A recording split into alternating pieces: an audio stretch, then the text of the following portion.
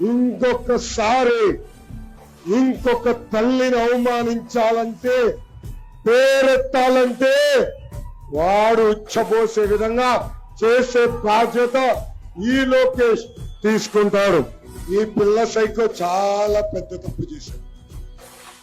దేవాలయం లాంటి Gannavaram Telugu Desam party office పై దాడి చేశాడు. ఏకంగా ఆ ఆఫీస్ ని తగలబెట్టి అతను గెలుపు కోసం పనిచేసిన తెలుగుదేశం పార్టీ కార్యకర్తలపై, నాయకులపై దొంగ కేసులు బనాయించి ఏకంగా జైలుకు పంపించాడు ఈ పిల్ల సైకో. ఆ పిల్ల సైకోకి భయం పరిచయం చేసే బాధ్యత ఈ లోకేష్ తీసుకుంటాడని గన్నవరం కార్యకర్తలకి నేను హామీ ఇస్తున్నా.